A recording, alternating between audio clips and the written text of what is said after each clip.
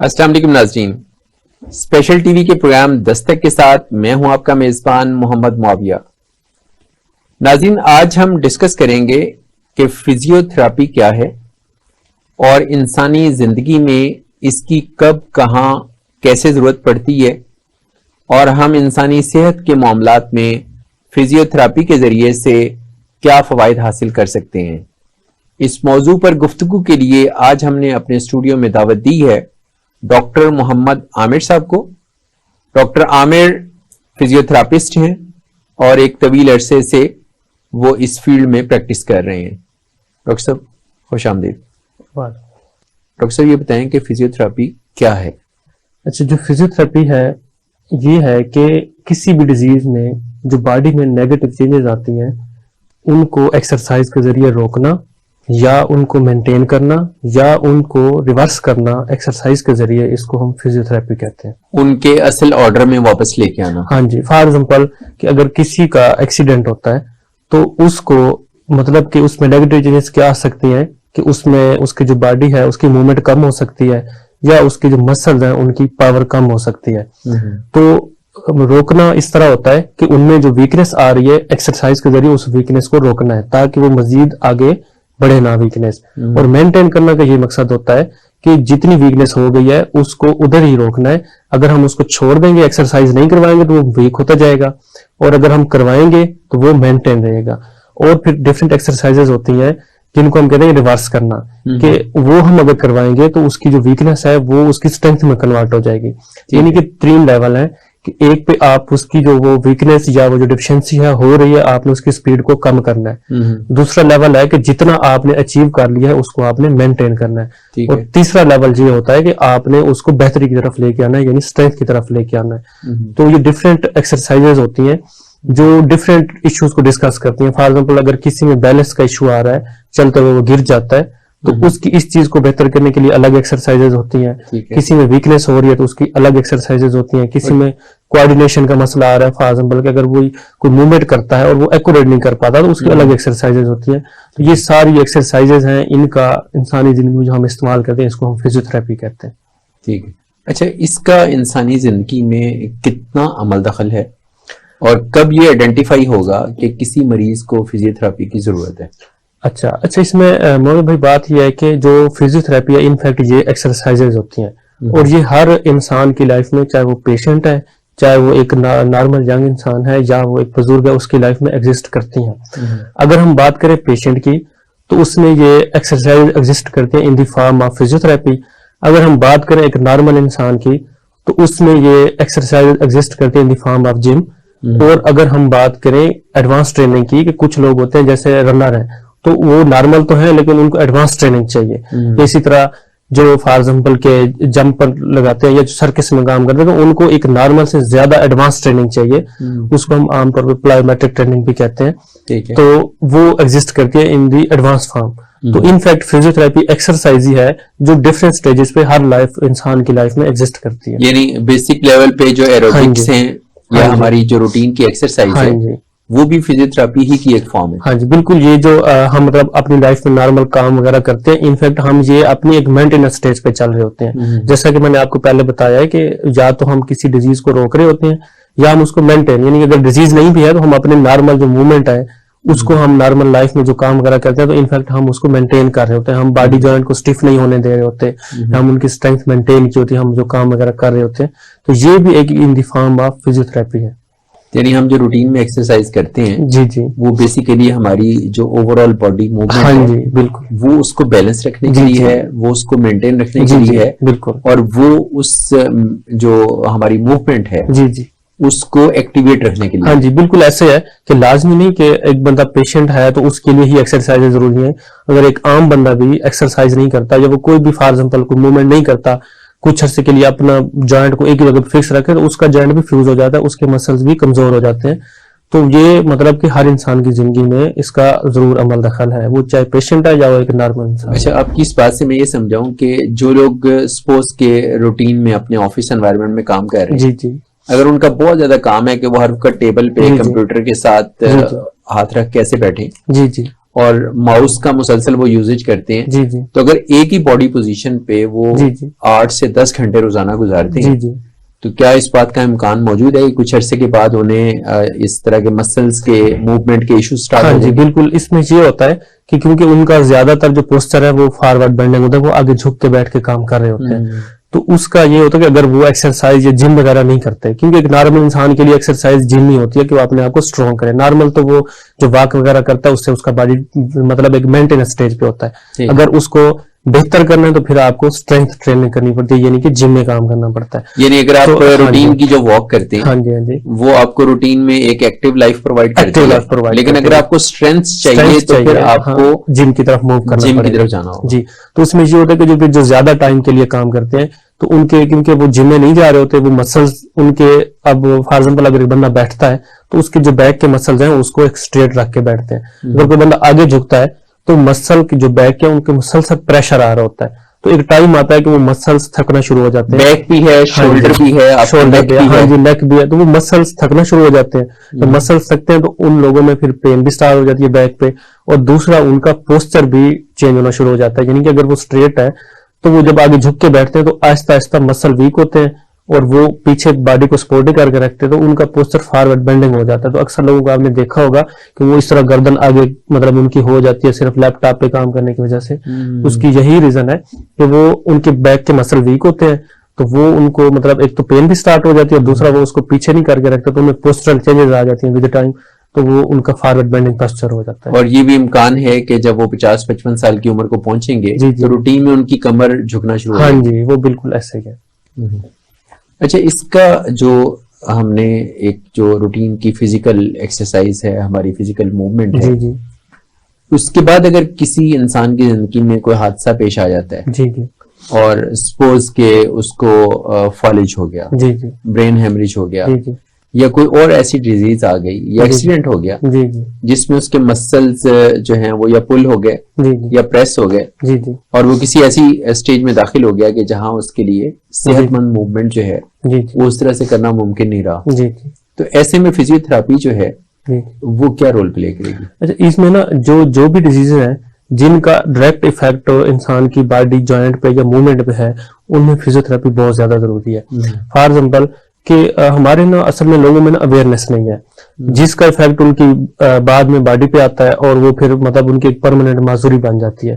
For example अगर किसी का एक्सीडेंट हुआ है तो वो ऑपरेशन तो करवा लेगा, लेकिन ऑपरेशन के बाद जो ऑपरेशन की वजह से और एक्सीडेंट की वजह से उनमें मसल में वीकनेस आ गई है, वो तो एक्सरसाइज से जानी है। ठीक। वो ऑपरेशन करने के बाद ये नहीं होगा कि अगर ऑपरेशन उसने डॉक्टर ने कर लिया है और फिर उसमें खुद ब खुद बार आ गई, ऐसे नहीं होता। अच्छा, रूटीन में हम ये मुसलसल दवाइयां खाई जा रहे होते हैं और हम समझते हैं कि सारी रिकवरी जो है 100% वो मेडिसिन से ही हो नहीं जाएगी। नहीं, वो मेडिसिन का काम होता है कि उसकी जो स्वेलिंग कम करना, इन्फ्लेमेशन कम करना और बाकी वो जो हीलिंग होती है वो प्रोसेस करना, लेकिन उसमें जो स्ट्रेंथ है और खासकर मूवमेंट, अब जब भी किसी का एक्सीडेंट होता है फॉर एग्जाम्पल उसको वहां पे पट्टी बांधते हैं तो पेशेंट क्योंकि बेड रिडन होता है तो वो मूवमेंट नहीं करता पेन की वजह से, क्योंकि वो जब भी मूव करेगा तो उसको पेन होगा तो वो मूव नहीं करता, ठीक है। और जब वो मूव नहीं करता तो काफी अरसा मूवमेंट ना करने की वजह से उसका जॉइंट स्टिफ हो जाता है। अच्छा, फिर वो क्या करता है, फिर वो समझता है कि बस मैं इसको अब ना मतलब यानी तकरीबन कोई 2-3 हफ्ते बाद जब उसका प्लास्टर उतर जाए या वो जो पट्टी डॉक्टर ने बांधी थी वो उतर जाए तो वो फिर कहता है कि बस मैं ना यानी नॉर्मल मूवमेंट लाइफ की करके इसको बेहतर कर लूंगा। ज्यादा से ज्यादा वो मालिश कर लेता है या फिर वो अपनी तरफ से एक्सरसाइज शुरू कर देता है। तो उसका होता क्या है कि हर एक ना जॉइंट की या हर एक चीज की ना एक टाइम पीरियड होता है।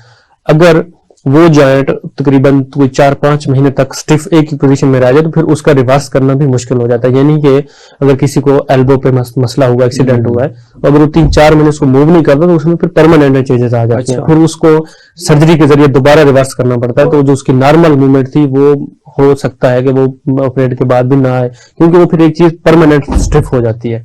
तो अगर उसकी ऑपरेशन के फौरन बाद एक्सरसाइज वो करे, एक प्रॉपर फिजियोथेरेपिस्ट से ट्रेनिंग सेशन ले, तो वो उसकी पहले तो बात स्टिफ होती नहीं है क्योंकि वो पहले दिन से ले रहा है। या अगर वो जो एक जिसमें प्लास्टर लगा होता है उस पीरियड में तो उसके बाद थोड़ी स्टिफनेस थोड़ी सी होती है, तो उसको अगर फौरन वो एक्सरसाइज करवाना शुरू कर दे तो उसकी स्टिफनेस कम हो जाती है। हमने बहुत से ऐसे पेशेंट्स देखे हैं जो बस वो जब उनको लगता है कि प्लास्टर उतर गया तो वो बस कहते हैं हम ठीक हो गए। तो उसका नुकसान उनको ये होता है कि एक तो उनके मसल की पावर कम होती है, क्योंकि जब भी हमारे बॉडी को अल्लाह ताला ने इस तरह बनाया है कि जब भी उन पे आप जितना स्ट्रेस डालेंगे वो उतना रिस्पॉन्स देंगे, जब आप उनको लूज छोड़ देंगे, अपने काम से हटा देंगे, वो अपने आप को वीक करना शुरू कर देते हैं।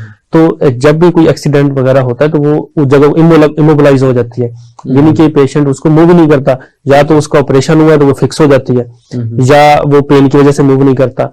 तो उसकी वजह से क्या होता है कि एक तो उसकी वो जो मूवमेंट थी वो कम होती जा रही है, और दूसरा उसके जो मसल्स हैं वो वीक होना शुरू हो जाते हैं, क्योंकि उन पे वो प्रेशर ही नहीं पड़ रहा, उन पे वो डोजेज नहीं मिल रही जो नॉर्मल वो एक नॉर्मल रूटीन में काम कर रहा था। तो एट द एंड उसकी पावर भी कम हो जाती है, और वो जो जॉइंट था वो भी स्टिफ हो जाता है। तो बाद में फिर वो उसकी एक परमानेंट माजूरी में कन्वर्ट हो जाता है, यानी कि वो फिर उसको फॉर लाइफ उसका वो बेंडिंग नहीं होगी, या अगर वो बाजू सीधा नहीं हो रहा तो फिर वो फॉर लाइफ सीधा नहीं होगा। तो वो फिर क्योंकि बोन्स यहाँ पर हमें फ्यूज हो जाती हैं और फाइब्रोटिक चेंजेस आ जाती हैं, तो एक परमानेंट उसकी माजूरी बन जाती है। अच्छा, जो हैंड्स की जो ग्रिप है, हाथों में जो पकड़ने की सकत है, जी जी, अगर उसमें वीकनेस आ जाए जी जी, तो उसको रिमूव करने के लिए भी इसमें एक्सरसाइजेज है? हाँ जी बिल्कुल। ये है कि हमारे पूरे बॉडी में जो भी मसल्स है वो अगर वीक होता है तो उसको स्ट्रॉन्ग करने के लिए एक ही ऑप्शन है, और वो है स्ट्रेंथ ट्रेनिंग या एक्सरसाइज। तो एक्सरसाइजेस के ना डिफरेंट लेवल होते हैं। एक आम इंसान जो है उसका तो मतलब हम मसल्स को ना ग्रेड देते हैं, तो उनमें ग्रेड 1 से लेके 5 तक या 0 से लेके 5 तक होते हैं। तो एक आम आदमी का जो है वो ग्रेड उसका 5/5 ही होता है, यानी कि एक मसल की पावर पूरी होती है। लेकिन अगर किसी को ट्रॉमा हो जाए या जैसे स्ट्रोक है, तो स्ट्रोक के पेशेंट की पावर 0 पे चली जाती है, तो उसकी फिर डिफरेंट एक्सरसाइज होने। अब बाद लोग समझते हैं कि खाली बस हाथ को मूव कर लेना या टांग को मूव कर लेना ये फिजियोथेरेपी नहीं है। इसमें काफी सारी टेक्निक्स होती है कि मसल्स की जो पावर है वो किस लेवल की है, और हमने उसकी ट्रेनिंग उस लेवल से करनी होती है। यानी अगर एक मसल की पावर ग्रेड 3 पे है तो हम उसके एक्सरसाइजेस उस तरह की करेंगे जो उसको ग्रेड 3 से ग्रेड 4 में लेके आएंगे। ठीक है। और अगर किसी मसल की पावर 0 है तो हम इस तरह की एक्सरसाइजेस उसको करवाएंगे कि वो ग्रेड 1 में है। तो हर मसल्स की ग्रेड के हिसाब से अलग अलग पावर होती है, ग्रेजुअली उसकी वो पावर जो है वो इम्प्रूव करते हैं। हम ये चेक करते हैं कि करंट पोजीशन में वो मसल किस ग्रेड में है, फिर उसको देख के हम उसके मुताबिक एक्सरसाइज डिजाइन करते हैं, और वो इस तरह डिजाइन की जाती है कि वो उसको उस ग्रेड से निकाल के एक अपग्रेड में लेके आए। और जिस तरह 4 में है तो वो 5 वाली एक्सरसाइजेज होंगी, अगर 3 में है तो 2 वाली 4 वाली होंगी। तो यानी स्टेप बाय स्टेप हम उनको ऊपर वाले ग्रेड में लेके आते हैं कि पावर बेहतर हो उसके। और इसके लिए फिर हम मतलब डिफरेंट हर यानी कि डिवाइसेस यूज करते हैं।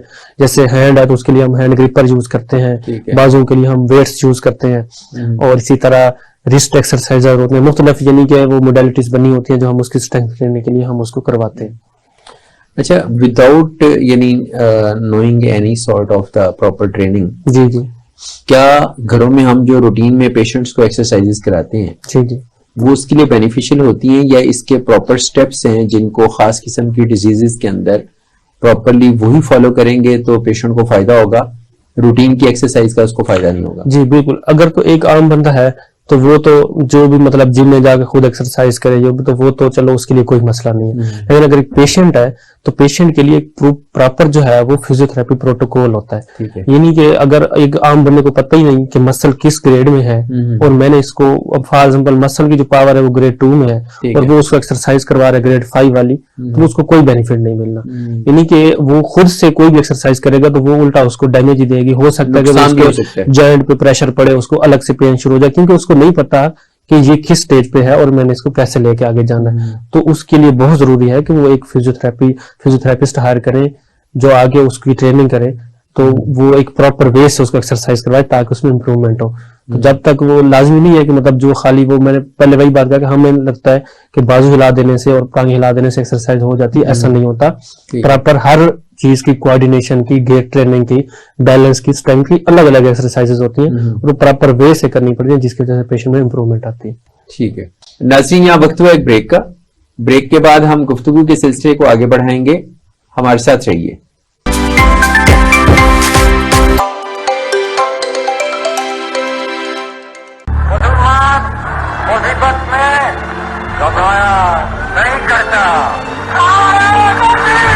मीनारे पाकिस्तान 1940 की एक स्पेशल याद, 14 अगस्त आजादी का वो स्पेशल दिन। बलोचिस्तान कुदरती नजारों से मलबूस एक स्पेशल दास्तान। सिंध सकाफत की चाशनी में डूबी एक स्पेशल कहानी। पंजाब, खूबसूरत वादियों में बिखरी एक स्पेशल तारीख।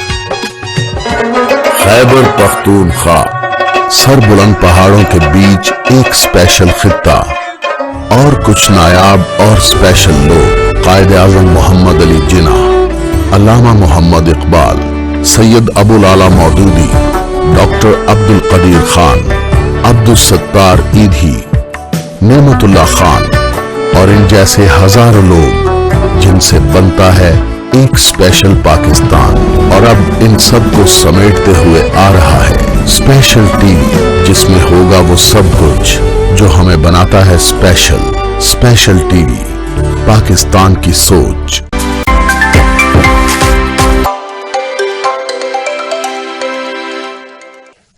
Welcome back.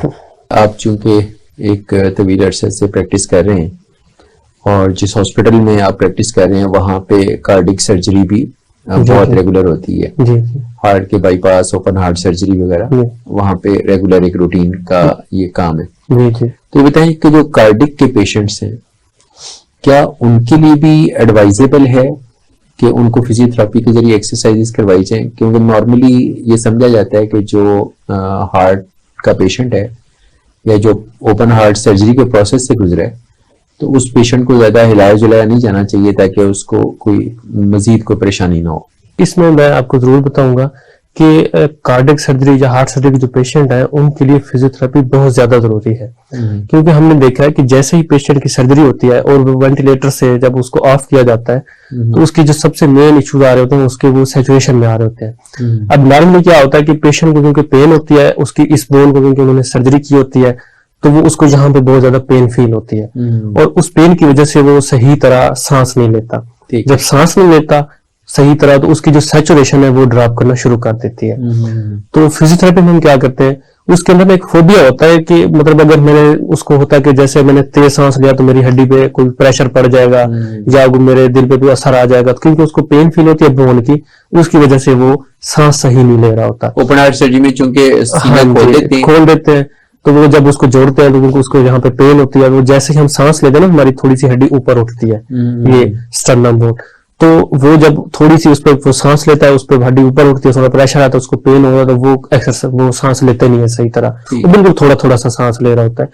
इसकी वजह से उसकी जो सैचुरेशन है वो ड्रॉप कर रही होती है बार बार। ठीक है, वो यानी डर डर के सांस लेता है कि कहीं ऐसा ना हो कि ये पेन उसका वो इसको शायद हार्ट एसोसिएटेड समझता है। बिल्कुल, वो इसको हार्ट पेन समझ रहा होता है कि शायद मेरा जो है ना हार्ट में कुछ हो जाएगा, कुछ मेरी स्पीड बढ़ जाएगी या मेरी हड्डी के स्टिचेस टूट जाएंगे, इस तरह का वो उसके फोबियास चल रहे होते हैं। तो जब हम एक्सरसाइज उसको करवाते हैं, हम उसको डीप ब्रीदिंग एक्सरसाइज करवाते हैं और हमारे पास एक डिवाइस होती है जिसको हम 3 बाल इंसेंटर स्पायरोमीटर कहते हैं।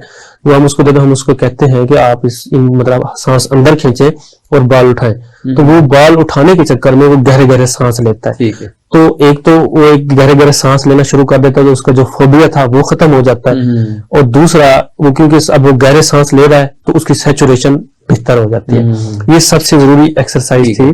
दूसरा, जैसे उसकी सर्जरी होती है तो वो जो मतलब ब्लड होता है ड्यूरिंग सर्जरी, वो जो चेस्ट के अंदर इकट्ठा होता है वो एक स्पूटम की शक्ल में इकट्ठा हो जाता है। अच्छा। तो उसको हम डिफरेंट चेस्ट एक्सरसाइजेस करवाते हैं, उसको कफिंग करवाते हैं, चेस्ट की बैक पे हम उसको एक्सरसाइज करवाते हैं, जिससे उसका वो स्पूटम जो है जो अंदर जमा होता है वो बाहर आना शुरू हो जाता है। क्योंकि उसको निकालने का कोई भी और तरीका नहीं है। एक ये होता है कि उसकी सक्शन की है, यानी कि उसका पाइप अंदर डाल के खींचा जाए, और ये तो एक पैसिव है और एक तकलीफदेह प्रोसेस है। तो बेहतर ये होता है कि हम उसको कहते हैं कि वो खुद कफ करके बाहर निकाले। तो जब वो कफ करके बाहर स्पूटम निकालता है तो उसकी जो मतलब सांस है या सैचुरेशन वो बेहतर हो जाती है। और पेशेंट खुद बता रहे होते हैं कि जैसे ही हमारी ये बलगम या स्पूटम निकलता है तो हमारी छाती हल्की हो जाती है, हमारा सांस बेहतर हो जाता है। दूसरा, इसके बाद पेशेंट का मेन होता है कि हम, क्योंकि जहां पे सर्जरी हुई है तो मसल्स पे कट लगता है, तो पेशेंट कोई मूवमेंट नहीं करता। जब वो हम उसको कहते हैं कि मूव करे बाजू, तो उसको पेन होती है। तो वो जब पेन होती है तो वो मूवमेंट नहीं करता। तो जैसा कि मैंने पहले बताया है कि उसके मसल भी वीक होना शुरू हो जाते हैं और उसके मसल्स टाइट होना शुरू हो जाते हैं। अच्छा, जिस एंगल पे उसको प्रेशर पड़ेगा, हाँ जी, तो वो रुक जाएगा, इससे आगे नहीं मैंने अपने बाजू को खोलना या छाती को खोलना। बिल्कुल, जब हम उसको कहते हैं कि आप ये वाली मूवमेंट करें, बाजू खोलें, तो वो खोलने से डरता है। उसको लगता है अगर मैंने ऐसे खोला तो मेरी जो स्टिचेस है प्रेशर आ जाएगा, और डर लगता है उसको कि कहीं ये ना हो कि मेरी हड्डी दोबारा से खुल जाए। तो उसका नुकसान उसको क्या होता है, एक तो मूवमेंट ना करने की वजह से उसके जॉइंट स्टिफ हो जाते हैं, शोल्डर जॉइंट खास तौर पे। और सीना भी अंदर की तरफ क्रॉस हो जाएगा। हाँ बिल्कुल, वो ये पोजीशन करके बैठा होता है क्योंकि उसको स्टिचेस लगे होते हैं, वो सही तरह से भी नहीं खुल के बैठता। ये सिर्फ उसके फोबियाज होते हैं, ठीक है। बस पेन होती है, पेन की वजह से उसको फोबियाज चल रहे होते हैं। यानी एक्सरसाइज जो है वो एक तो उसकी मूवमेंट को स्मूथ करेगी, दूसरा उसका जो थ्रेट है ना, हाँ जी, वो जो खौफ है उसमें, उसका जो फेयर है, जी जी, उस फेयर से उसको निकालेगी। हाँ जी, वो उसको फेयर से निकालती। दूसरा वो जब जैसे कि मैंने आपको पहले बताया, अगर वो मूवमेंट नहीं करेगा, जॉइंट स्टिफ हो जाएगा, मसल वीक हो जाते हैं। और दूसरा, कुछ अर्से बाद अगर वो मूवमेंट नहीं करता तो वो उसकी मूवमेंट करना फिर उसके लिए मुश्किल हो जाता है, क्योंकि तब तक मसल जो है वो शार्ट हो चुके होते हैं, वो फिर उसको बहुत ज्यादा पेन होता है, उसको स्ट्रेच करना पड़ता है। ठीक है। तो एक उनका इस बात पे जरूरी है कि उनकी मूवमेंट को मेंटेन किया जाए। तीसरा, उनमें जो स्वेलिंग हो जाती है, क्योंकि लेग की साइड पे भी हम डॉक्टर साहब उसकी वेन निकालते हैं, वो जो कि हार्ट में यूज होती है, तो उसकी स्वेलिंग हो जाती है। तो हम जब उसकी एक्सरसाइजेज करवाते हैं तो वो स्वेलिंग कम हो जाती है, और डिफरेंट हम उसकी पोजीशंस बनाते हैं, उसकी एलिवेशन करते हैं ताकि blood flow toward the hip हो और जो उधर स्वेलिंग हो रही है वो कम हो। और इसके अलावा जब वो आईसीयू के से कमरे में शिफ्ट हो जाता है तो अब उसका मेन मसला ये होता है कि वो मतलब उठते बैठते उसको इश्यूज आ रहे थे, उसको लगता है कि अगर मैं आगे झुक के उठा तो बस मुझे जो है ना प्रेशर पड़ जाना, तो वो चलने से तो बहुत ज्यादा डर होता है। अगर थोड़ा सा उसको वॉक करवाए तो जो थोड़ी सी उसकी सांस फूले तो वो डर जाता है कि बस मैं ना नहीं चल सकता। तो ये सारी चीजें जो है ना उसकी बॉडी में नेगेटिव या डीकंडीशनिंग की तरफ लेके जा रही है, यानी वो उसको होना भी कुछ नहीं है और वो कुछ कर भी नहीं रहा। तो फिजियोथेरेपी में जब हम उसको वॉक करवाते हैं तो उसका जो फोबिया होता है वॉक करने का वो खत्म हो जाता है। उसके बाद फिर वो खुद चक्कर लगा रहा होता है, या यानी कि वो एक एक्टिव प्रोसेस में आ जाता है, क्योंकि उसने आंखों के सामने एक चीज देख ली होती है कि मैं चल सकता हूँ, तो वो खुद फिर चलता है, उसको डर नहीं लगता। लेकिन अगर उसको ना चलाया जाए तो वो बेड रिडन होता है, वो बस बैठा होता है कि नहीं, अब मैं अगर चला तो मेरी तो इतनी हिम्मत ही नहीं है कि मैं चल पाऊं, मैं गिर जाऊंगा। तो ये सारे उसके ना फोबियाज की वजह से वो एक डीकंडीशनिंग की तरफ जा रहा होता है। तो हम उसकी एक्सरसाइज करवाते हैं, तो एक्सरसाइज के दौरान उसके फोबियाज खुद ही खत्म हो जाते हैं। जब उसको चलाते हैं उसको पता लग जाता है नहीं मैं तो चल सकता हूँ, बेहतर है। तो ये सारी चीजें उसकी फिजियोथेरेपी बहुत ज्यादा यानी उसके लिए इंपॉर्टेंट रोल अदा करती है। ठीक है। अच्छा, वो जो बॉल वाली आप एक्सरसाइज करवाते हैं थ्रू ब्रीदिंग प्रेशर, जी जी, तो उसके नतीजे में उसके फेफड़े वो भी स्ट्रेंथन होते हैं? हाँ जी, उसमें ये होता है कि बिल्कुल फेफड़ों में स्ट्रेंथनिंग होती है। जब नॉर्मली उसमें 3 बॉल्स होती हैं और एक आम बंदा तीनों बार ही उठा लेता है, जब वो जोर से सांस खींचता है तो तीनों बॉल ऊपर उठती हैं। लेकिन क्योंकि हमने देखा है कि जब सर्जरी के बाद कुछ पेशेंट पहले दिन ही 3 बॉल उठा रहे होते हैं, कुछ 2 उठाते हैं, कुछ 1 उठाते हैं, कुछ बिल्कुल उठा ही नहीं होते। लेकिन ज्यादातर हमने देखा है कि जब हम पहले पहले जाके उनको कहते हैं कि आप जो है ना बॉल उठाएं, तो वो बिल्कुल डर रहे होते हैं, क्योंकि वो पहले, जैसे मैंने आपको पहले बताया कि जैसे ही थोड़ा सा सांस अंदर लेके जाते हैं, छाती खुलती है, उनको पेन होती है, वो कहते हैं नहीं हमने नहीं करनी। लेकिन जब हम उनको थोड़ा सा डराते हैं कि नहीं ये तो फिर आपकी फेफड़े कमजोर हो जाएंगे, सख्त हो जाएंगे, और कुछ उनको काउंसलिंग करते हैं कि ये जरूरी है, इससे आपकी सैचुरेशन मेंटेन होगी, वो उसी टाइम वो 1-2 बॉल उठाना शुरू कर देते हैं। यानी कि उनको जो डर था वो जैसे खत्म होता है वो उठाना शुरू कर देते हैं।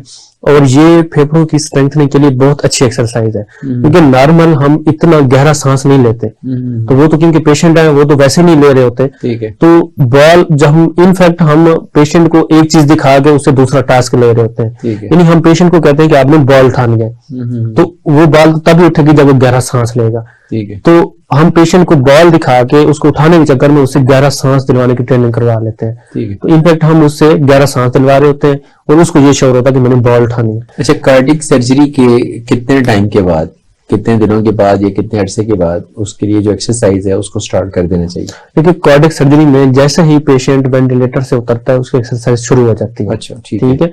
जैसे ही वो वेंटिलेटर ऑफ होता है हम जाके उसकी एक्सरसाइज करवाते हैं, उसका जो स्पूटम अंदर फंसा होता है उसकी एक्सरसाइज करवाते हैं, बाकी जो उसकी मूवमेंट वगैरह सारी, और बाकी खास तौर पर वो जो स्पायरोमीटर है 3 बॉल उसकी हम करवाते हैं ताकि उसकी सैचुरेशन बेहतर हो, और उसकी डे 1 से स्टार्ट हो जाती है, और वो जितना डे आईसीयू में रहता है वहां पे हम करवाते हैं। उसके बाद जो कमरे में जाता है, कमरे में फिर उसके हम वॉक वगैरह शुरू करवा देते हैं। तो वो मतलब डॉक्टर साहब का भी बहुत ज्यादा हमारा फोकस होता है कि इसको जितना जल्दी मूव किया जाए ये उतनी जल्दी अपनी लाइफ में रिटर्न होगा। तो हम उसको डे 1 से ही स्टार्ट करवाते हैं, और इसकी डिफरेंट स्टेजेस होती हैं, क्योंकि आईसीयू में उसका मेन मकसद है कि वो मोबाइल हो और उसकी ऑक्सीजन बेहतर हो। तो जब वो रूम में आता है तो हमारा फिर टारगेट साथ ऐड हो जाता है कि उसको हम वॉक भी करवाएं। तो इस पूरे प्रोसेस के दौरान पेशेंट में कुछ कॉम्प्लिकेशन आ जाती है, जैसे स्वेलिंग मोस्ट कॉमन कॉम्प्लिकेशन है, या दूसरा जब वो उसको ब्रेनुला लगते हैं या ड्रिप्स वगैरह लगते हैं तो उसके हैंड में वीकनेस आ जाती है, बाजू में वीकनेस आ जाती है। तो ये फिर एक स्ट्रेंथ ट्रेनिंग होती है। ये फिर हम पेशेंट को होम के लिए सेशन कहते हैं कि वो होम में सेशन करवाए, क्योंकि आप पेशेंट नॉर्मल है, बस उसमें वीकनेस है, यानी जब उसकी तक patient- सर्कुलेशन भी बेहतर है, बाकी मूवमेंट भी बेहतर है, सिर्फ उसमें वीकनेस का फैक्टर रह गया है। जब वो चलता है तो उसको वीकनेस फील होती है, हाथ वीक है, बाजू वीक है, इस तरह। तो फिर हम उसकी स्ट्रेंथ ट्रेनिंग का एक अलग उसको हम कहते हैं कि वो सेशन ले, ताकि उसकी स्ट्रेंथ बेहतर हो। ये पेशेंट जब तक तो हॉस्पिटल में है जी, तब जी। तक तो वो आपकी दस्तरस में है और आपके कंट्रोल में है, आप उसको जैसे भी एडवाइस करेंगे वो वैसे जी, जी। करेगा।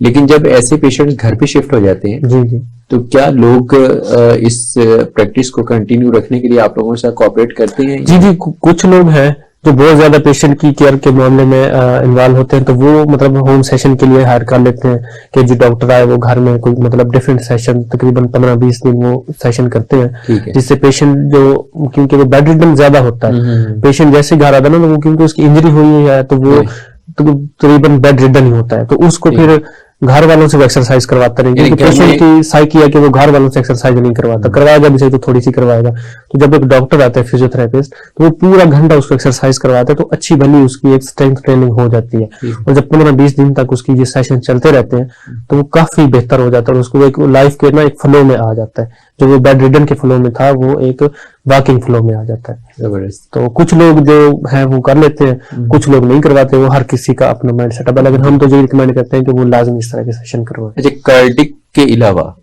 और कौन से ऐसे केसेस हैं जिसमें आप समझते हैं कि पेशेंट को फिजियोथेरेपी की जरूरत है? अच्छा, इसमें मैं यही कहूंगा कि क्योंकि जो फिजियोथेरेपी है ना, ये एक सिम्टोमेटिक ट्रीटमेंट है।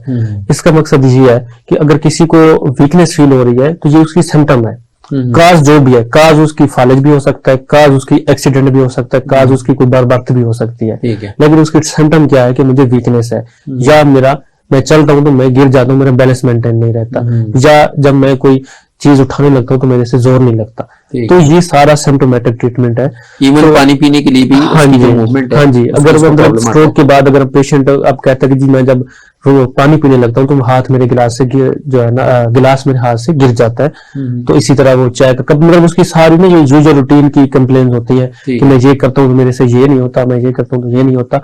इनफैक्ट क्या है कि फिजियोथेरेपी जैसे मैंने बताया कि सिम्टोमेटिक ट्रीटमेंट है, यानी पेशेंट जो कंप्लेन करता है उसके मुताबिक हम एक्सरसाइजेस डिजाइन करते हैं उसकी उस कंप्लेन को खत्म करने के लिए। तो किसी भी डिजीज में अगर वीकनेस हो जाती है तो उसका एक ही हल है कि उसको फिजियोथेरेपी करनी है।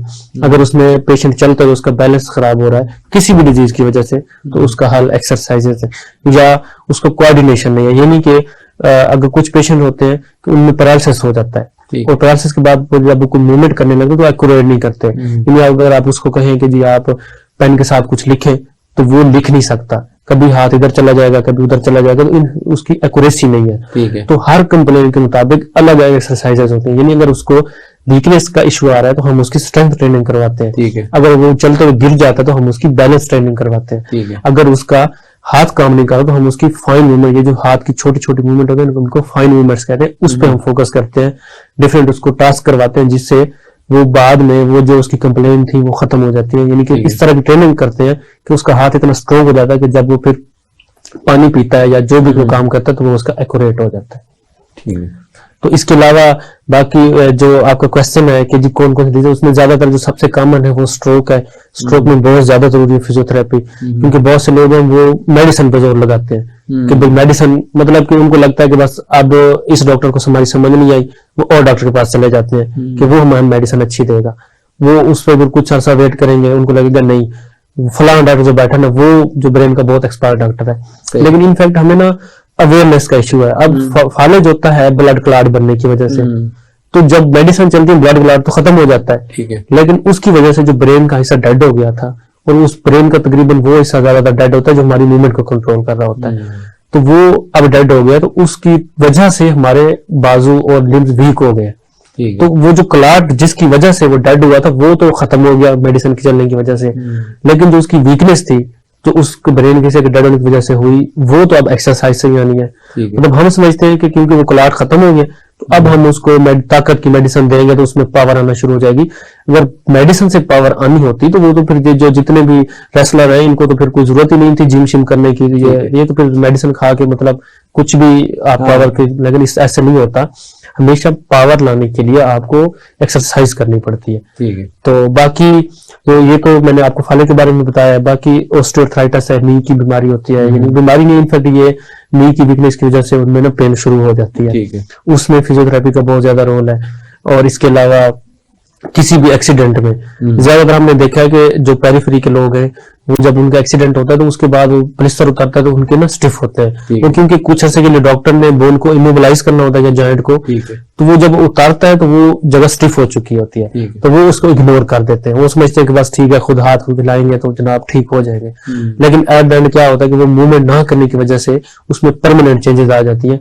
तो हम उन पेशेंट्स को कहते हैं कि आप जैसे ही आपका वो पट्टी उतरे या प्लिस्टर उतरे, आप उसी दिन से शुरू करवाएं, ताकि जो स्टिफनेस है वो तो अभी कम है तो वो रिवर्स हो जाएगी। लेकिन अगर कुछ अरसा गुजर गया तो वो रिवर्स नहीं। हमने बहुत से ऐसे पेशेंट भी देखे हैं जो 4-4 साल बाद आ रहे थे ऑपरेशन के, तो वो यही कंप्लेन कर रहे थे कि मेरा घुटना नहीं मुड़ता। वो 4 साल बाद फिर वो हमारे हाथ से भी काम निकल जाता है, क्योंकि उसमें परमानेंट चेंजेस आ चुके हैं। उसमें फिर आप वो एक्सरसाइज जो स्टिफनेस वो कम नहीं कर सकते। ठीक है। तो उसके लिए ये जरूरी है, एक टीम वर्क होता है, जैसे कि एक डॉक्टर ने ऑपरेट करना है तो एक फिजियोथेरेपिस्ट ने उसकी स्ट्रेंथ बहाल करनी है और उसकी मूवमेंट बहाल करनी है। तो वो क्योंकि जिसका एक्सीडेंट होता है वो ऑपरेशन वाला प्रोसेस तो करवा लेता है, लेकिन जो दूसरा प्रोसेस है स्ट्रेंथ वाला और मूवमेंट वाला वो इग्नोर कर देता है, जिसकी वजह से अब वो डॉक्टर के पास जाए, डॉक्टर कहता है भाई आपने मूवमेंट नहीं की, मैंने तो ऑपरेशन सही किया, और वो ठीक कहता है क्योंकि डॉक्टर ने ऑपरेशन सही किया, लेकिन पेशेंट ने खुद कोई मूवमेंट नहीं की, ना उसने कोई फिजियोथेरेपी करवाई है, जिसकी वजह से वो मतलब एक माजूरी लेके बैठ जाता है।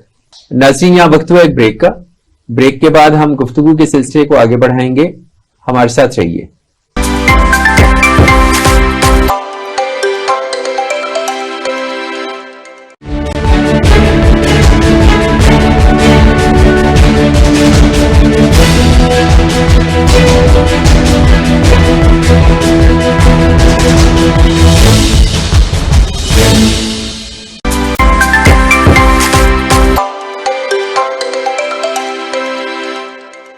Welcome back. घरों में आजकल आपको पता है कि कामकाज के लिए मुलाजमी रखने का रिवाज बहुत कॉमन हो गया है। यानी आम जो मिडिल क्लास फैमिलीज हैं वहां तक भी अब ये रिवाज पहुंच गया है कि घरों पे काम वालियां काम करती हैं और घर की जो खवातीन हैं वो अमूमन सुपरविजन करती हैं या ज्यादा किचन में खाना वाना खुद बना लिया। तो उनकी चूंकि मूवमेंट को बहुत ज्यादा नहीं है, तो अक्सर खवातीन वो ये शिकायत करती हैं जोड़ों का दर्द, पठों का दर्द, या कोई मसल उनका स्टिफ हो जाता है और वो एक सर्टेन लेवल से आगे वो मूवमेंट उसकी नहीं होती, तो वो फिर डॉक्टरों की तरफ भागते हैं और वही पेन किलर्स या मल्टीविटामिन्स का इस्तेमाल करते हैं। आप ये बताएं कि क्या ये रवैया ठीक है? नहीं जी, मैं इस बात से बिल्कुल एग्री नहीं करता, क्योंकि मैंने आपको एक ना प्रोसेस पहले समझाया है कि जब भी आप मसल्स को यूज करते हैं तो आपके मसल स्ट्रॉन्ग रहते हैं। ठीक है। जब भी आप उनको यूज करना छोड़ देते हैं तो मसल वीक होना शुरू हो जाते हैं। अब जो ज्यादातर मतलब जिन्होंने मुलाजमा रखी हुई वो घर के काम नहीं करते, तो उनमें अक्सर हमने पेशेंट में देखा है वो जब आते हैं तो उनका एक तो जॉइंट स्टिफ हो जाते हैं। अब ज्यादातर आपने देखा होगा कि लोग कंधों की, औरतें कंधों की बीमारी के साथ आती हैं कि जी मेरा कंधा जाम हो गया। अब देखिए ये कोई बीमारी नहीं है, ये सिर्फ कंधे को मूव ना करना उसकी वजह से वो स्टिफ हो जाता है। यानी कि कभी अपना उन्होंने काम काज छोड़े हुए हैं तो उनका बाजू कभी ऊपर जाते ही नहीं है, ऊपर तक जब हेड ऊपर जाते ही नहीं है हेड तक, तो वो स्टिफ हो जाता है। यानी वहां तक बाजू जा नहीं रहा तो वो मूवमेंट वहां पे कम हो जाती है और वो जॉइंट उस स्टेज पे स्टिफ हो जाता है। तो वो फिर बाद में आ जाते हैं पेशेंट के जी हमें फ्रोजन शोल्डर हो गया, जिसको हम कॉमन फ्रोजन शोल्डर ही कहते हैं। ठीक है। तो वो एक सिर्फ और सिर्फ कोई बीमारी नहीं है सिवाय इसके कि वो उन्होंने उस मूवमेंट को छोड़ दिया हुआ है। इसी तरह वो अगर कोई काम वगैरह नहीं कर रही और किसी दिन उनको कोई भारी चीज उठानी पड़ गया तो जैसे ही वो उठाती है, क्योंकि मसल में तो इतनी पावर थी ही नहीं, ठीक है, तो वो जैसे वो जोर लगाती है तो मसल स्पाज में चला जाता है या ओवर स्ट्रेच हो जाता है, जिसकी वजह से उनमें पेन शुरू हो जाती है। तो वो भी यही रीजन है कि मसल में इतनी पावर ही नहीं थी जितना आपने उससे काम करवा लिया, ठीक है, काम ना करने की वजह से। और तीसरा अक्सर जोड़ों की बीमारियां होती हैं, तो क्योंकि अब औरतें घर में रहती हैं तो वो इतना ना तो कोई मूव करती है, ना कोई वो जिम कर रही होती है, ना ही कोई वेट वाला काम कर रही होती है, तो उनका और एक तो बॉडी वेट ज्यादा हो जाता है, बॉडी वेट बढ़ रहा है, बॉडी पे प्रेशर बढ़ रहा है, जॉइंट पे प्रेशर बढ़ रहा है और उनकी पावर वो ऑलरेडी कम है। तो वो इसकी वजह से क्या होता है कि जो बोन में मतलब जो कार्टिलेज है वो घिसना जल्दी शुरू हो जाती है। ठीक है। यानी उसकी इतनी कैपेसिटी नहीं है वो इतनी वेट को बियर करे, लेकिन उस पर वेट पड़ रहा है। तो उनमें क्या होता है कि उनमें वीकनेस जल्दी आना शुरू हो जाती है। यानी आपके पाँव है, आपके टखने हैं, आपके घुटने हैं, इन्होंने इस लोअर पोर्शन में आपका पूरी बॉडी का वजन उठाना है, जिस्म जो है वो वेट गेन कर रहा है। और इनकी मूवमेंट नहीं है, जी जी। तो कुछ अरसे के बाद आपका ये कहना है कि उनकी जो स्ट्रेंथ है वो कम हो हाँ, जाएगी। वो मतलब स्ट्रेंथ तो ऑलरेडी कम है, उसकी वजह से क्या होता है कि जो बोन या जॉइंट है उसकी जो पावर है ना, और मसल्स की जो उसको सपोर्ट करे वो पावर है वो कम हो जाती है। ठीक है। यानी कि अब जो कार्टिलेज है ये हमारी मतलब बोन्स के जॉइंट के अंदर होती है, तो ये घिसना शुरू कर देती है। ये सॉर्ट ऑफ हाँ लिक्विड है। हाँ ना, ये बोन टाइप होती है, नरम ठीक है, बोन होती है, ठीक है। तो ये घिसना शुरू कर देती है। तो उससे क्या होता है कि जब ये घिस जाती है तो जब हार्ड बोन आपस में रगड़ खाती है तो उनको पेन शुरू हो जाती है। तो उसका सौर प्रोसेस यही है कि अगर आप अपने बॉडी को स्ट्रोंग रखेंगे तो वो इतनी जल्दी वीकनेस नहीं आएगी। आपके मसल्स आपके प्रेशर को और वेट को सपोर्ट करेंगे, बियर करेंगे। लेकिन जब आप वीक होंगे तो वो नेगेटिव चेंजेस बहुत ज्यादा आती है। उनकी एक स्पीड के साथ मसल वीक हो जाते हैं, स्पीड के साथ बोन घिस रही होती है। वो जब घिस के फिर जब वो क्योंकि ये एक ऐसी बोन है जिसमें पेन इतना नहीं होता ना इसके घिसने से, लेकिन जब दूसरी हार्ड बोन आती है तो उस पे जब प्रेशर पड़ता है तो फिर वो पेन शुरू हो जाता है। तो ये अक्सर फीमेल में मतलब देखा जाता है कि उनमें एक तो ये रीजन है कि वो क्योंकि घर में होती है और सीढ़ियां ज्यादा चढ़ती हैं, तो सीढ़ियां ज्यादा चढ़ने की वजह से भी ये ना चेंजेस आ रही होती हैं। क्योंकि जब आप सीढ़ियां चढ़ते हैं तो आपको एक्स्ट्रा जोर लगाना पड़ता है ऊपर चढ़ने के लिए, बजाय इसके कि आप एक लेवल पे अगर आप स्मूथ जगह पे चल रहे हैं तो आप नॉर्मल है। जब आप सीढ़ियां चढ़ते हैं तो आपकी बॉडी या जॉइंट पे ओवर प्रेशर आता है, खासतौर पर नी के जॉइंट पे, क्योंकि आपको अगेंस्ट द ग्रेविटी जो है ना आपको अपनी बॉडी को ऊपर करना पड़ता है और एक पूरे बॉडी का वेट एक जॉइंट पे शिफ्ट हो रहा होता है। तो उस वजह से वो उस जॉइंट पे ज्यादा प्रेशर आता है और इसी वजह से अक्सर फीमेल में हमने देखा कि जोड़ों की खासतौर पर घुटनों का पेन ज्यादा आ जाता है सिटी के लोगों में। तो इससे यानी कि जो हम कह लें कि ये वीकनेस की वजह से ही सारा वो जो काम वगैरह नहीं करती, अपनी स्ट्रेंथ नहीं करती, उसकी वजह से फिर ये सारी बीमारियां उन पे आना शुरू हो जाती है। अच्छा, बुजुर्गों में जो कमजोरी आ जाती है वक्त के साथ साथ और उनकी मूवमेंट स्लो हो जाती है या समटाइम उनकी मूवमेंट बिल्कुल बंद हो जाती है, जी जी, और फिर हम अगेन ताकत की दवाइयां और इस तरह की तजर्बात हम करना शुरू कर देते हैं, तो उनके लिए भी एक्सरसाइजेस ही एडवाइजेबल है। अच्छा, बुजुर्गों के लेवल पे ना दो तरह की है। एक तो होता है कि अगर किसी को बीमारी हो, ठीक है। अच्छा, बीमारी में क्या होता है कि एक अगर आम यंग बंदे को कोई एक्सीडेंट हुआ, कुछ भी हुआ है, तो वो उससे रिकवर होकर दोबारा अपनी लाइफ में रिटर्न हो जाता है, यानी कि वो अपनी रूटीन में आ जाता है। ठीक है। लेकिन एक बुजुर्ग बंदा है वो नॉर्मली कोई काम वगैरह नहीं करते, तो अगर उनको कोई इश्यू हो, कोई एक्सीडेंट वगैरह या कोई भी मसला हो, तो उसके बाद भी फिर बेड पे ही रहते हैं, यानी कि वो क्योंकि पहले उनको कोई काम ही नहीं है तो उनका ज्यादा ड्यूरेशन फिर वो बीमारी के बाद भी बेड पे ही गुजरता है। तो एक तो ये है कि बेड रिडन होने की वजह से उनमें वीकनेस शुरू हो जाती है। दूसरा यानी कि ये तो था बीमारी की वजह से, दूसरा है कि वैसे ही नॉर्मल रूटीन में बुजुर्ग लोग काम नहीं करते, तो इसको हम कहते हैं डीकंडीशनिंग, यानी कि बॉडी में ओवरऑल हर चीज में वीकनेस आ रही है सिर्फ क्योंकि उनकी उम्र बढ़ रही है, तो उनको ओवरऑल मैकेनिज्म जो बॉडी के मसल्स हैं वो थोड़े वीक हो रहे हैं, और वो उसके साथ साथ क्योंकि वो बेड रिडन होते जा रहे हैं तो वो वीकनेस और ज्यादा तेज हो जाती है। तो उस पर क्या होता है, जब वो बहुत ज्यादा एज पे पहुंच जाते हैं तो वो बिल्कुल ही बेड के साथ स्टिक हो जाते हैं। तो उसका नेगेटिव इफेक्ट क्या आता है कि वो क्योंकि उनकी मूवमेंट खत्म हो चुकी है तो वो एक मसल्स वीक होना शुरू हो जाएंगे और बॉडी स्टिफ होना शुरू हो जाता है। तो मेरे हिसाब से कि जो बुजुर्ग लोग हैं उनको जरूर फिजियोथेरेपी करवानी चाहिए, कुछ अर्सा रेगुलर करवा के फिर हफ्ते में 2 सेशन या 1 सेशन जरूर रखना चाहिए, ताकि उनकी जो स्ट्रेंथ है और जो उनकी मूवमेंट की रेंज है वो मेंटेन रहे। अगर वो नहीं करेंगे तो वो मजीद वीकनेस सिर्फ जाते जाते एक पॉइंट आएगा कि उसमें इतनी भी पावर नहीं होगी कि वो नीचे उतरे या वो वॉशरूम में जाए, फिर ये सारी चीजें आना शुरू हो जाती है। तो अगर वो एक्सरसाइज कंटिन्यू करेगा तो उसमें फिर वो चीजें मेंटेन रहती हैं, यानी कि मुसलसल बैठे रहना है, मुसलसल लेटे रहना, जी बिल्कुल, यानी कि उनकी एक्टिविटी कम हो जाती है। बेशक उनको कोई बीमारी नहीं है, अगर किसी को कोई बीमारी नहीं है, लेकिन फिर भी उसमें नेगेटिव एज के साथ चीजें चल रही हैं, तो उसको आप डिले कर सकते हैं एक्सरसाइज के थ्रू। अगर आप एक्सरसाइज करेंगे तो आपकी चीजें मेंटेन रहेंगी, आपका सांस आप गहरा लेते हैं, ड्यूल एक्सरसाइज आप गहरा गहरा सांस लेते हैं, आप मसल्स के साथ जोर लगा देते हैं, तो वो आपकी चीजें मेंटेन हो रही होती है, वो आपको जल्दी वीकनेस की तरफ नहीं लेके जाती, तो आप अपनी एक हेल्थी लाइफस्टाइल में चल रहे होते हैं। डॉक्टर मुझे ये बताएं कि जो फिजियोथेरेपी की जो एजुकेशन है पाकिस्तान में, जी उसका क्या मैकेनिज्म है? क्या इंटरमीडिएट एफएससी के बाद इसकी तालीम स्टार्ट होती है या इसकी प्री क्वालिफिकेशन कुछ और है? नहीं, ये बिल्कुल जिस तरह एक एमबीबीएस के लिए एक एमकैट का टेस्ट होता है या एमडी कैट का, तो इसका भी सेम वही होता है। तो डिफरेंट कॉलेजेस के डिफरेंट क्राइटेरियाज हैं। तो मतलब इसमें जहां से हमने किया है किंग एडवर्ड से, तो वहां पे यही था कि वो हमारा एग्रीगेट बनाते थे, उसमें एंट्री टेस्ट भी हमारे शामिल होता था, हमारे एफएससी के मार्क्स भी होते थे और हमारे मैट्रिक के मार्क्स भी होते थे।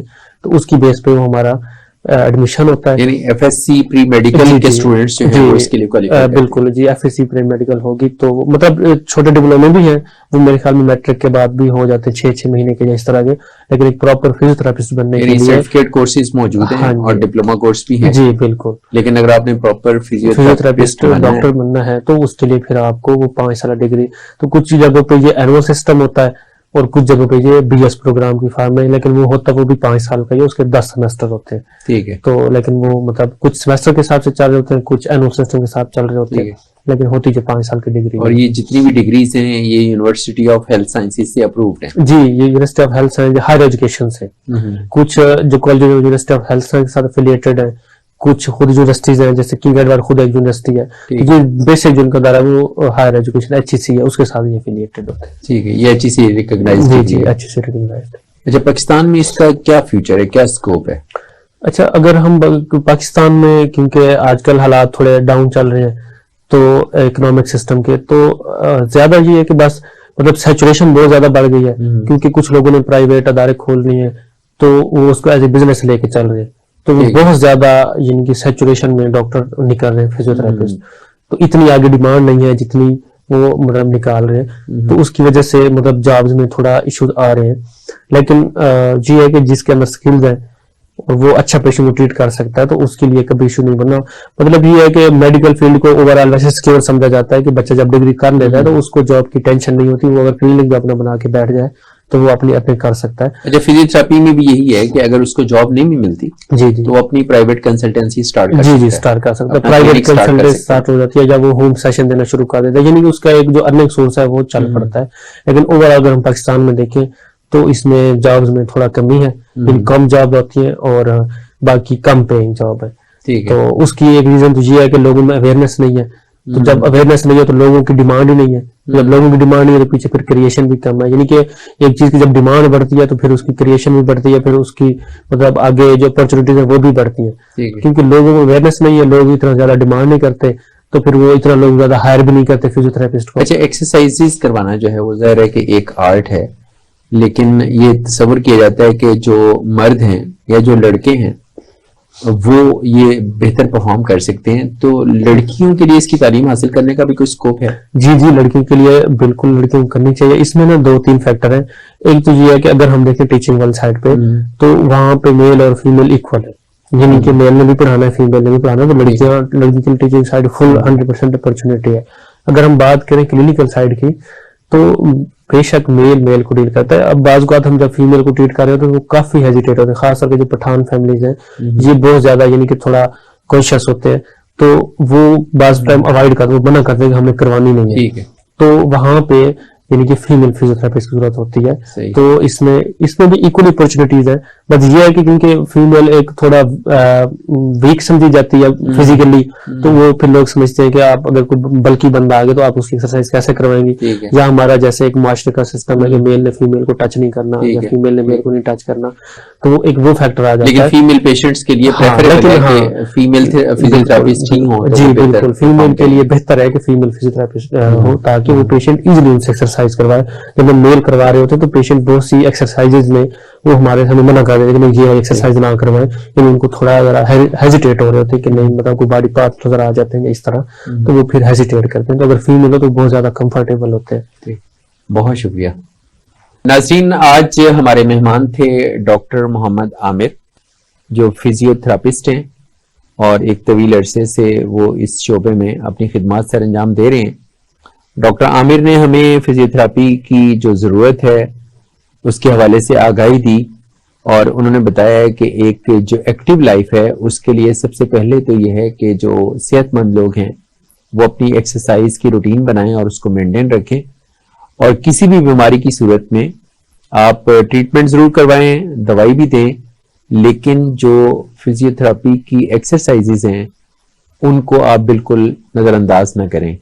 और फिजियोथेरापी के हवाले से जो आगाही है उसकी हमारे माशरे में इसलिए भी ज़रूरत है कि बहुत से अमराज में एक्सरसाइजेज का ना होना या एक्सरसाइजेज का ना करवाया जाना वो मरीज़ की जो रिकवरी है उसके प्रोसेस को वो बहुत तूल दे देता है, और बाज़ औक़ात कोई एक आपकी डिसेबिलिटी या आपकी एक आध जो मूवमेंट ना करने की वजह से जिस्म स्टिफ हो जाता है, तो फिर आपको हमेशा उसी कैफियत में बाकी जिंदगी गुजारनी पड़ती है। मुझे उम्मीद है कि आपको हमारा आज का प्रोग्राम पसंद आया होगा। अपने फीडबैक से जरूर आगाह कीजिएगा। अपने मेजबान मोहम्मद मुआविया को इजाजत दीजिए। अल्लाह हाफिज।